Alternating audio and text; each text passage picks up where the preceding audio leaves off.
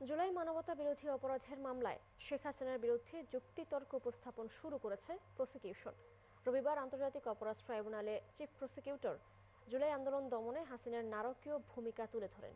এ সময় হাসিনা আমলে সংঘটিত গুম, খুন, বিচার বহির্ভূত হত্যাকাণ্ড, বিডিআর বিদ্রোহের ঘটনাও তুলে ধরা হয়। এছাড়া গুমের মামলায় সেনা কর্মকর্তাদের গ্রেপ্তারি পরোয়ানা জারির ব্যাখ্যা দেন চিফ প্রসিকিউটর। আরও জানাচ্ছেন সৈকত সাদিক।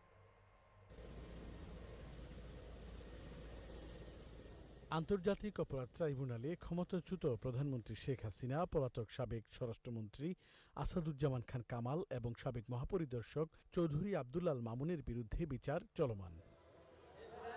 ৫৪ জনের সাক্ষ্য গ্রহণ শেষে এই মামলায় যুক্তিতর্ক উপস্থাপন শুরু হয়েছে।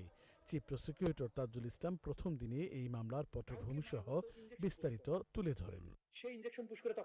ট্রাইব্যুনাল থেকে সরাসরি সম্প্রচার করা এই বিচারের যুক্তিতর্কে জুলাই অভ্যুত্থানে শেখ হাসিনার উস্কানি ও পরিকল্পনা এবং আইন শৃঙ্খলা বাহিনী ও দলীয় ক্যাডারদের হত্যাযজ্ঞ তুলে ধরেন চিফ প্রসিকিউটর। উঠে আসে গুম, খুন, বিচার বহির্ভূত হত্যা, বিডিআর বিদ্রোহে সেনা কর্মকর্তা হত্যাকাণ্ড, বিচার ব্যবস্থা দলীয়করণে শেখ হাসিনার ভূমিকাও।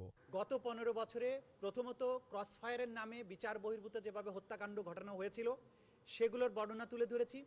ক্রসফায়ার এক পর্যায়ে স্থিমিত করে এই মানুষগুলোকে গ্রেপ্তার করে তাদেরকে গ্রেপ্তারের বিষয়টি অস্বীকার করা, গোপন কারাগারে বছরের পর বছর আটক রাখা, এই সরকারের বিভিন্ন এজেন্সিগুলোর মাধ্যমে তারা এই ধরনের অপকর্ম করেছে সরাসরি প্রধানমন্ত্রীর নির্দেশে।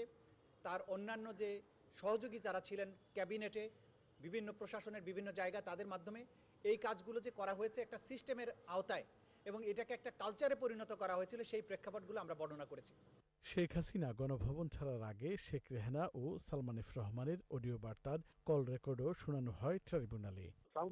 স্যার কর্নেল রাজীব বলছি স্যার। রেহানা আপা একটু কথা বলতো sir, over to her sir. তোমরা অন্য জায়গায় চলে গেছো, আপাও গেছে।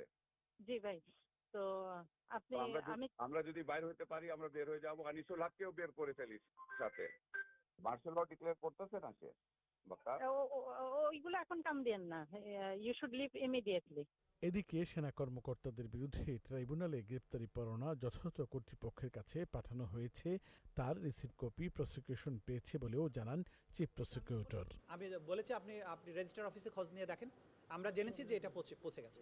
গুমের মামলায় ১৫ আসামিকে সেনা হেফাজতে নেবার বিষয়ে আনুষ্ঠানিকভাবে ট্রাইব্যুনালে জানানো হয়নি বলেও দাবি করেন চিফ প্রসিকিউটর।